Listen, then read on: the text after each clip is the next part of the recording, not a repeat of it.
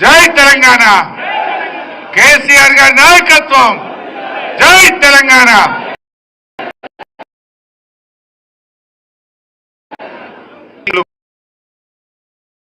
ముజీబ్ గారికి జిల్లా అభివృద్ధిలో బీఆర్ఎస్ పార్టీలో ముందు నుంచి కూడా అత్యంత కీలకమైన పాత్ర పోషిస్తున్న మిత్రుడు, ఆత్మీయులు, మాజీ మంత్రివర్యులు గౌరవనీయులు ప్రశాంత్ రెడ్డి గారికి, గౌరవ మాజీ శాసనసభ్యులు మిత్రులు సురేందర్ గారికి, సీనియర్ నాయకులు మాజీ శాసనసభ్యులు గౌరవనీయులు గంప గోవర్ధన్ గారికి, మాజీ జిల్లా పరిషత్ చైర్మన్ దఫేదార్ రాజు గారికి, గౌరవ మాజీ శాసనసభ్యులు మిత్రులు హనుమంత్ షిండే గారికి, గౌరవ మాజీ శాసనసభ్యులు జనార్దన్ గౌడ్ గారికి, తమ్ముడు ఎర్రోల శ్రీనివాస్ గారికి, సోదరిమణి సుమిత్ర ఆనంద్ గారికి, సత్యం గారికి, శివాజీ గారికి, బలరాం గారికి, ముఖ్యంగా ఈరోజు మా మిత్రులు రాజేశ్వర్ గారికి, లింగం గారికి, కిషోర్ రెడ్డి గారికి, సత్యం గారికి,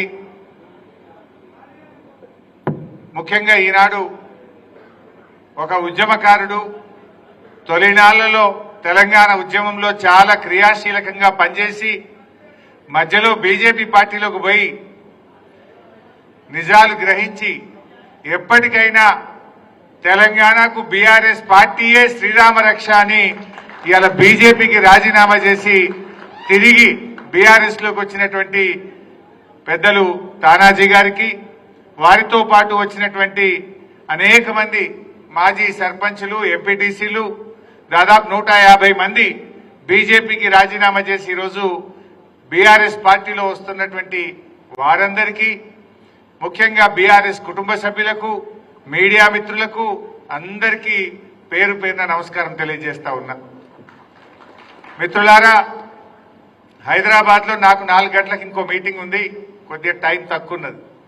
బట్ ఏదైనా ఒక్క విషయం, ఇవాళ రాష్ట్ర ప్రజలకైతే స్పష్టత వచ్చింది. మళ్ళొచ్చే గవర్నమెంట్ ఏది అంటే బీఆర్ఎస్ పక్కా అనేది ఇలా ఎవరిని అడిగినా చెప్తున్నారు.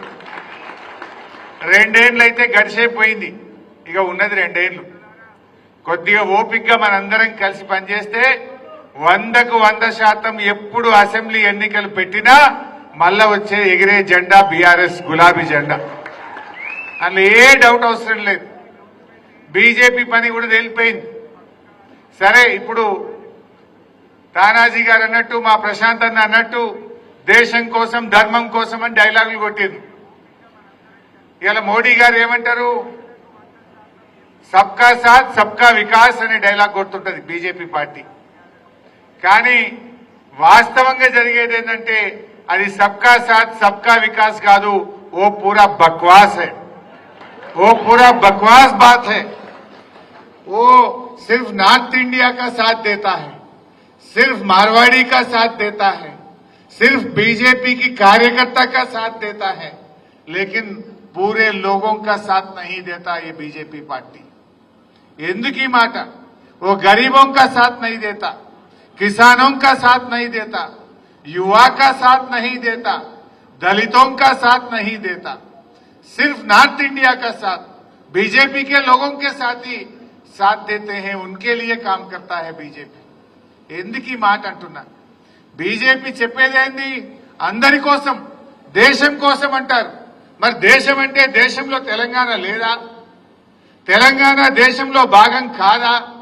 ఎందుకు తెలంగాణకు నిధులు ఇయ్యరు అని అడుగుతా ఉన్నా. మీరు బాగా అర్థం చేసుకోవాలి కార్యకర్తలు. ఇలా ప్రజలకు మనం అర్థమయ్యేటట్టు చెప్పాల్సినటువంటి అవసరం ఉంది. ఎందుకు బీఆర్ఎస్ పార్టీయే తెలంగాణకు శ్రీరామ రక్ష? ఈ జాతీయ పార్టీలు తెలంగాణకు ఏ రకంగా అన్యాయం చేస్తాయో మనం చెప్పవలసిన బాధ్యత కూడా మన మీద ఉంది. ఇలా గోదావరి నది తెలంగాణలో ఎక్కడ ప్రవేశిస్తుంది భయ్? మన నిజామాబాద్ జిల్లా కందకుర్తి కాడ ప్రవేశిస్తుంది, మా జుక్కల్ కాన్స్టిట్యున్సీలో వస్తుంది. కందకుర్తిలో గోదావరి వచ్చి తెలంగాణ గుండా ప్రవహించి కింద పోయి ఆంధ్రలో కలుస్తుంది.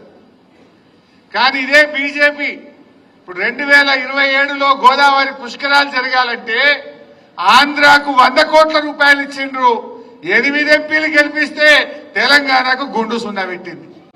మరి గోదావరి నది తెలంగాణలో లేదా? గోదావరి పుష్కరాలకు బీజేపీ ఎందుకు నయా పైసా తెలంగాణకు ఇవ్వదు అని నేను అడుగుతా ఉన్నా. గోదావరి నది తెలంగాణలో బారణ ప్రవహిస్తుంది. ఆంధ్రలో ఉండేది 10-20 పైసలు. మరి ఆంధ్రకేమో 100 కోట్లు ఇచ్చినావు, తెలంగాణకు 1 రూపాయి ఇవ్వకపోతే ఈ గెలిచిన 8 ఎంపీలు ఎందుకు మాట్లాడరు? 2 కేంద్ర మంత్రులు ఎందుకు నోరు మూసుకుంటారు? మనం అర్థం చేసుకోవాల్సింది ఏంది? ఆంధ్రప్రదేశ్ లో తెలుగుదేశం పార్టీ గెలిచింది గనక, రీజనల్ పార్టీ ఒక ఉంది గనక వాళ్ళ చేతిలో ఎంపీలు ఉంటే ఢిల్లీలో మెడలు వంచి పైసలు తెచ్చుకున్నారు. ఇలా బీజేపీ 8 ఎంపీల జాగల బీఆర్ఎస్ పార్టీకే 8 ఎంపీలు ఉంటే ఢిల్లీ మెడలు వంచి పైసలు లేకపోదుమా? ఎవడన్నా ఒక్క బీజేపీ ఎంపీ మాట్లాడుతుండా? దయచేసి మీరు అర్థం చేసుకోండి. ఇది ఒక్క విషయమే కాదు.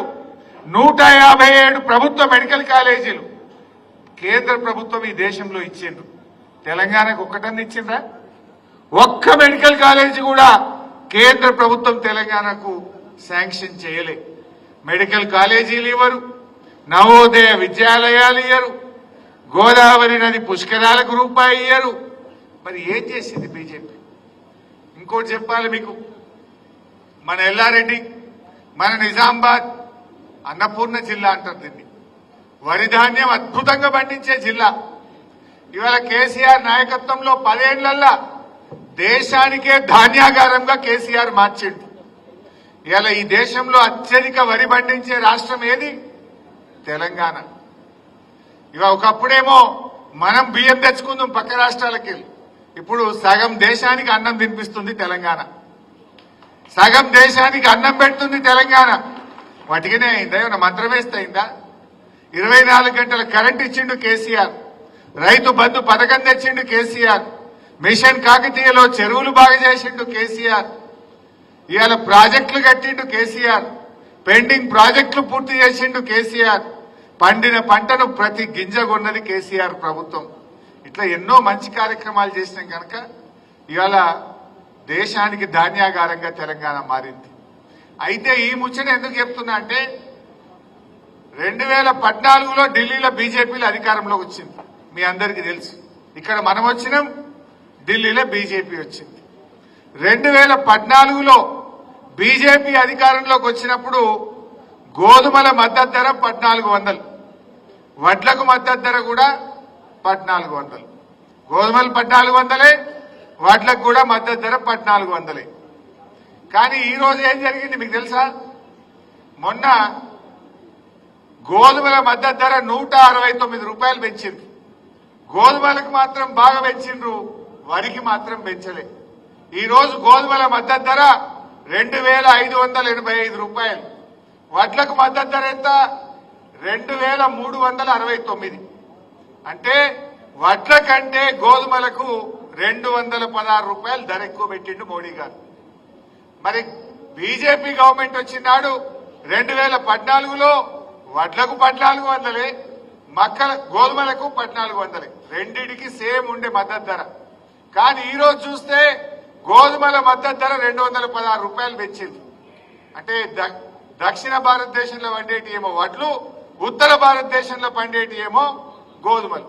అంటే మోడీ ఇలాకాల వాళ్ళ గుజరాత్లో, వాళ్ళ ఉత్తరప్రదేశ్లో, వాళ్ళ ప్రాంతంలో పండే గోధుమలకేమో ధర పెంచిండ్రు. మన తెలంగాణలో, మన దక్షిణ భారతదేశంలో పండే వడ్లకు మాత్రం ధర కమ్మి చేసిండ్రు. క్వింటల్కు 216 రూపాయలంటే 30-35 క్వింటలు పండుతాయి ఎకరానికి. అంటే ఎకరం మీద తెలంగాణ రైతు ఒక 6-7 వేల రూపాయలు నష్టపోతుండా లేదా? పెట్టుబడి అయితే సేమ్. నువ్వు ఆనాడు 1400 గోధుమలు ఉండే, 1400 వడ్లుండే. ఇప్పుడు కూడా అదే ధర ఇచ్చుంటే మా తెలంగాణ రైతుకు ఎకరానికి 6-7 వేల రూపాయల లాభం వచ్చునా రాకపోనా? అంటే ఎంత నష్టపోయినట్టు 10 ఏళ్లలో? ఎన్ని క్వింటాళ్లు, ఎంతమంది రైతులు, ఎన్ని కోట్ల రూపాయలు ఈ తెలంగాణ నష్టపోయింది? మరి సబ్కా సాత్ సబ్కా వికాస్ అంటే ఇదేనా? ఇది బక్వాస్ కాదా? సబ్కా సాత్ సబ్కా వికాస్ అంటే మరి మన వడ్లకు కూడా గోధుమలతో పాటు సమానంగా 2,585 రూపాయల మద్దతు ధర ఇవ్వాల్సినటువంటి అవసరం ఉంది. దీని మీద బీజేపీ ఎంపీలు అడుగుతాడా? కేంద్ర మంత్రి కిషన్ రెడ్డి నోరిపుతాడా? బండి సంజయ్ మాట్లాడతాడా? ఒక్కరు కూడా మాట్లాడరు. వీళ్ళకి వాళ్ళని చూస్తేనే భయం పట్టుకుంటుంది. మరి అదే బీఆర్ఎస్ ఎంపీలు ఉండుంటే నువ్వు ఏదైనా గోధుమలకు బాగా వెచ్చినావు, మా వడ్లకు ఎందుకు ఇవ్వని ఇలా గట్టిగా అడిగే సత్తా ఒక బీఆర్ఎస్ పార్టీకి మాత్రమే ఉంటది అనేటువంటి విషయం నేను మీకు మనవి చేస్తా ఉన్నా. ఇవన్నీ మనం గమనించాలి. ఇలా మన బడ్జెట్ పెట్టిండ్రు, కేంద్ర బడ్జెట్ పెట్టిండ్రు. కేంద్ర బడ్జెట్ లో ఆంధ్రప్రదేశ్ కి ఏమో స్పెషల్ ప్యాకేజీలు ఇచ్చిండ్రు, తెలంగాణకి ఏమైనా ఇచ్చిండ్రా? ఆయన అమరావతికి ప్యాకేజీలు ఇచ్చిండ్రు, విశాఖకు ప్యాకేజీలు ఇచ్చిండ్రు, విశాఖ ఉక్కుకు ప్యాకేజీలు ఇచ్చిండ్రు. సరే వాళ్ళకి ఎందుకు ఇచ్చిండ్రని నేను అంటలేను, ఇయ్యండ్రి బరాబర్ ఇయ్యండ్రి. కానీ తెలంగాణకు ఎందుకు ఇయ్యరు? ఇవ్వమని ఈ తెలంగాణ బీజేపీ ఎంపీలు కేంద్ర మంత్రులు ఎందుకు నోరు విప్పరు అని నేను అడుగుతా ఉన్నా. మరి దేశం కోసం అంటే దేశంలో తెలంగాణ లేదా? కేంద్ర బడ్జెట్ల గుండు సున్నా, గోదావరి పుష్కరాల్లో గుండు సున్నా, మెడికల్ కాలేజీల్లో గుండు సున్నా, నవోదయ విద్యాలయాలు ఇవ్వమంటే గుండు సున్నా, చివరికి వడ్లకు మద్దతు ధర ఇవ్వమంటే మొండి చేయి చూపిస్తుంది. మరి ఏం చేసినట్టు ఇది సబ్కా సాత్ వికాస్ అవుతుందా? ఇది బక్వాస్ కాదా? మరి ఎందుకు బీజేపీకి మనం ఓటేయాలి? బీజేపీకి ఓటేసిన పాపానికి ఒక్కొక్క రైతుకు ఒక ఎకరానికి 7,000 రూపాయల నష్టం జరుగుతా ఉంది. అంటే బీజేపీకి ఓటేసి 7,000 తుట్టి కావాలన్నా మన రైతు? మనం ఓటేసుడెందుకు, 7,000 నష్టపోవడెందుకు? బీజేపీని కళ్ళు తెరిపియాలంటే మా తెలంగాణలో పండేదే వరి. మా తెలంగాణలో 80% వరే పండుతుంది, మిగతాదంతా కూడా తక్కువ ఉంటుంది మనకు. మరి ఆ వడ్లల్లో ఇవాళ అన్యాయం అయితలేదా? ఆనాడు 2014లో ఢిల్లీలో బీజేపీ అధికారంలోకి వచ్చినాడు వడ్లైనా వరి అయినా గోధుమలైనా 1400 ధర ఉండే. ఇప్పుడు ఎందుకు మారింది అంటే వాళ్ళ మనుషులకు మాత్రమే వాళ్ళు సేవ చేస్తారు. తెలంగాణలో పెట్టుబడులు పెట్టాలంటే నిధులు ఇయ్యరు, తెలంగాణ పరిశ్రమలకు నిధులు ఇయ్యరు, తెలంగాణ రైల్వే లైన్లకు నిధులు ఇయ్యరు, తెలంగాణ హైవే పనులు ఆపుతారు. ఇలా హైదరాబాద్ చుట్టూ రీజనల్ రింగ్ రోడ్ 5 ఏళ్ల నుంచి గాలినే ఊలాడుతున్నది, అది ముందుకు పోతలేదు. రేవంత్ రెడ్డి అడగడు, మోడీ ఇయ్యడు. అంటే ఈ రోజు మనం ఆలోచించాల్సింది తెలంగాణ ప్రజలు, రేపు మనం గవర్నమెంట్ ఎట్లా వస్తుంది? ఖచ్చితంగా రేపు వచ్చే గవర్నమెంట్ బీఆర్ఎస్ గవర్నమెంటే. అయితే ఎమ్మెల్యేలు రాష్ట్ర ప్రభుత్వం కాదు, దాంతో పాటు కేంద్రంలో కూడా కీలక పాత్ర పోషించాలంటే బీఆర్ఎస్ పార్టీ ఎంపీలు గెలవాల్సిన అవసరాన్ని కూడా ఇవాళ మనం గమనించాలి. ఎంపీలు ఉన్నాయి కనుకనే ఒక రీజనల్ పార్టీ ఆంధ్రప్రదేశ్ లో బలంగా ఉంది కనుకనే ఇలా ఆంధ్రప్రదేశ్ కు నిధులు వస్తున్నాయి. రేపు తెలంగాణకు నిధులు రావాలంటే, మన హక్కులు మనం పొందాలంటే, మన వాటా మనకు దక్కాలంటే ఇలా రాష్ట్ర ప్రభుత్వమే కాదు ఎంపీలుగా కూడా బీఆర్ఎస్ నాయకులే గెలవాల్సినటువంటి అవసరం ఉంది. ఇలా అన్ని అర్థమైనాయి. రేవంత్ రెడ్డి వచ్చినాక ఏముంది? అన్ని తిరోగమనమే కదా. భూములు అమ్ముతున్నాయా? ఇప్పుడు ఇక్కడ భూముల ధరలు తగ్గినాయా పెరిగినాయా? ఏమైనాయి? రేవంత్ రెడ్డి వచ్చినాక పన్నులు వేసుడు తప్ప కొత్తగా ప్రజలకు ఇచ్చింది ఏం లేదు. అయితే రద్దు లేకపోతే పన్నులు వేస్తాడు, ప్రజల మీద భారం వేసిండు. బీర్ల ధరలు పెంచిండా లేదా? విస్కీ ధర పెంచిండా లేదా? విత్తనాల ధర పెంచిండా లేదా? ఆర్టీసీ బస్ ఛార్జీల ధర పెంచిండా లేదా? అన్ని పెంచుడే. ఆడోళ్ళకు ఫ్రీ అన్నాడు, మగోళ్లకు డబుల్ చేసిండు. ఆడోళ్ళకు ఫ్రీ అన్నాడు, మగోళ్లకు డబుల్ టికెట్ కొడుతుండు. మరి ఇక నువ్వేం ఫ్రీ ఇచ్చినావంటే భార్య భర్త, భార్యకు ఫ్రీ అంటివి, భర్త దగ్గర డబ్బులు వసూలు చేస్తేవి. ఇక నువ్వు ఫ్రీ ఇచ్చినట్ట గుంజుకున్నట్ట? ఇదేం డ్రామా? అంటే ఇలా అన్ని ధరలు పెంచుడే. ధరలు పెంచుడు, పేదలకు పథకాలు రద్దు చేసుడు. కేసీఆర్ కిట్టు బంద్ పెడితివి, న్యూట్రిషన్ కిట్ బంద్ పెడితివి. న్యూట్రిషన్ కిట్ కామారెడ్డిలోనే మా గంప గోవర్ధన్ దగ్గరనే స్టార్ట్ చేసిన స్కీమ్ నేను, అది బంద్ అయిపోయింది. కేసీఆర్ కిట్ బంద్ అయిపోయింది, బతుకమ్మ చీరలు బంద్ అయిపోయినాయి. ఇవాళ అన్ని స్కీములు ఒకటొకటి బంద్ పెట్టుకుంటూ పోతున్నాడు. మరి మనం ఆలోచించాలి. కేసీఆర్ ఉండగా ఎట్లు ఇచ్చిండు, రేవంత్ రెడ్డి వచ్చి నీకు ఎందుకు బంద్ అవుతున్నాయి? నీకు పేదల మీద ధ్యాస లేదు, పేదల మీద ప్రేమ లేదు. ఇది కేవలం దోచుకునే ప్రభుత్వం. రేవంత్ రెడ్డి నీతి ఏందో అర్థమైపోయింది ప్రజలు. ఇలా ఏ సర్వే చేసినా రేపు జిల్లా పరిషత్ ఎన్నికల్లో బీఆర్ఎస్ పార్టీ గులాబీ జెండా ఎగిరేస్తుంది అనేది అందరికీ అర్థమైంది. పొద్దున్నే జైరాబాద్కి వెళ్ళి వచ్చి చాలా మంది బీజేపీకి వెళ్ళి రాజీనామా చేసి బీఆర్ఎస్ లో చేరిపోయింది. ఇప్పుడు ఈడికి వస్తే కామారెడ్డిలో మా తారాజన్న నాయకత్వంలో చాలా మంది బీజేపీకి రాజీనామా చేసిండ్రు. ఈడికెళ్ళి ఇప్పుడు జూబ్లీ హిల్స్ పోతున్న ఆడ కూడా చాలా మంది బీజేపీకి వెళ్ళి రాజీనామా చేసి ఇలా బీఆర్ఎస్ లో చేరిపోతాం. ఎటు చూసినా అదే గాలి ఉన్నది. అంతా మళ్ళా కేసీఆర్ రావాలనేటువంటి వాతావరణం ఉంది. ఇక మరి మొన్న వరదలు వచ్చినాయి. వరదలు వస్తే ఏం జరిగిందో మీకు తెలుసు. మీ ఎమ్మెల్యే ఏమో ప్యాకేజ్ తెస్తా పెద్ద ప్యాకేజ్ తెస్తా అన్నాడా? వచ్చిందా? మరి ప్యాకేజ్ తెస్తా అన్నోడేమో సపోర్ట్ చేస్తలేడు, ప్యాకేజ్ ఇస్తా అన్నోడేమో పత్త లేకుండా వికిండు. రేవంత్ రెడ్డి వచ్చి ఏమన్నాడు? పోయిన నెల 4వ తారీఖు నాడు ఏమి కష్టం కళ్ళార చూద్దామని వచ్చిన, కళ్ళతో చూస్తే నాకు అర్థమవుతుందని వచ్చిన, మీ మీద ప్రేమ కొద్ది వచ్చిన, ఇక తెగ మాట్లాడిండు. కానీ ఇచ్చిందైతే గుండు చిన్న రూపాయి ఇచ్చినాడే, ఒక్క రూపాయి. ఓ బ్రిడ్జ్ నువ్వు చూసిపోయిన బ్రిడ్జ్ కూడా ఇప్పటికీ ఎల్లారెడ్డికి వెళ్ళి కామారెడ్డికి ఆ బ్రిడ్జ్ కూడా ఇంకా బస్సు నడతలేదు దాని మీద. జోక్ అయిపోయింది.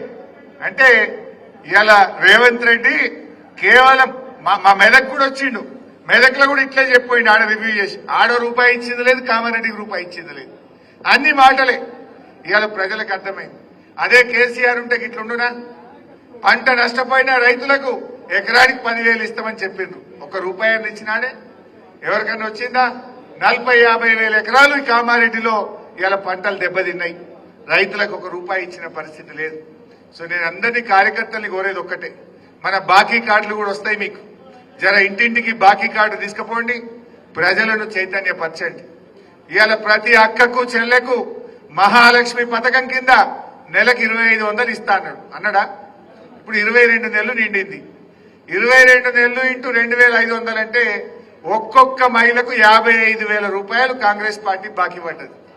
ఎవడన్నా కాంగ్రెస్ వాడు వస్తే బిడ్డ 55,000 ఖచ్చితంగానే నువ్వు మాట్లాడాలరా అని చెప్పి గల్ల పట్టుకొని కాంగ్రెస్ వాడు నిలదీయాలి. ఇవాళ వృద్ధులు వితంతువులు 200 ఉన్న పెన్షన్ ను 10 అంతలు పెంచి 2,000 చేసిండు కేసీఆర్. 10 అంతలు పెరిగింది. రేవంత్ రెడ్డి ఏమన్నాడే? డిసెంబర్ లో ఇందిరమ్మ రాజ్యం వస్తుంది, అవ్వకిస్తా తాతకిస్తా, 4,000 ఇస్తా, అత్తకిస్తా కోడలికిస్తా. అత్త లేదు, కోడలు లేదు, 4,000 లేదు, ఇచ్చే 2,000 2 నెలలు కొత్త పెట్టిండు. ఎవరైనా ముసలిని చూడు 2 నెలలు ఎగబెట్టిండు. ఆ ఇచ్చే 2,000 2 నెలలు ఎగబెట్టిండు రేవంత్ రెడ్డి. మరి ఆడవేని 4,000 లెక్క ప్రకారంగా ప్రతి అవ్వకు తాతకు అత్తకు కోడలకు కాంగ్రెస్ పార్టీ 44,000 రూపాయల పెన్షన్ డబ్బులు బాకీ పడ్డది. ఎవడన్నా లోకల్ బాడీ ఎన్నికల్లో కాంగ్రెస్ వచ్చి ఓటు అడిగితే ఆ అవ్వ కావచ్చు, తాత కావచ్చు, మా కోడలు పిల్ల కావచ్చు, బిడ్డ 44,000 పెట్టినాకనే నువ్వు ఓటు అడగాలరా అని చెప్పాలి వాడికి. రైతు బంధు ఏమైంది మీకు తెలియదా? 15,000 ఇస్తా. అప్పుడు మనం ఎలక్షన్లల్లా మనం రైతు బంధు వేస్తున్నాము అని నేను చెప్పిన. పోయిండు ఎలక్షన్ కమిషన్ లో కంప్లైంట్ ఇచ్చిండు. బీఆర్ఎస్ పైసలు వేస్తుండ్రు, ఇయ్యద్దు ఆపాలన్నాడు. ఏమన్నాడు ఇంకా? ఇప్పుడైతే 10,000, డిసెంబర్ అయిపోతే 15,000 వస్తాయన్నాడు. వచ్చినాయా 15,000? పోయిన వానకాలం ఎగదొప్పిండు, పోయిన యాసంగి 3 ఎకరాలకు ఇచ్చిండు, మీదోళ్ళకి ఎగదొప్పిండు. మొన్న ఇప్పుడు పంచాయతీ ఎన్నికలు పెట్టాలని 12,000 ఇచ్చిండు. దానికి కూడా ఏం డ్రామా? కౌలు రైతుకి ఇస్తా, ఇద్దరికి ఇస్తా, 15,000 ఇస్తా. ఇప్పుడు కౌలు రైతు అంటే ముచ్చటనే ఎత్తలేడేవాడు. కౌలు రైతు గురించి ఏమైనా అంటే అది రైతు కౌలు రైతు వాళ్ళే చూసుకుంటారు.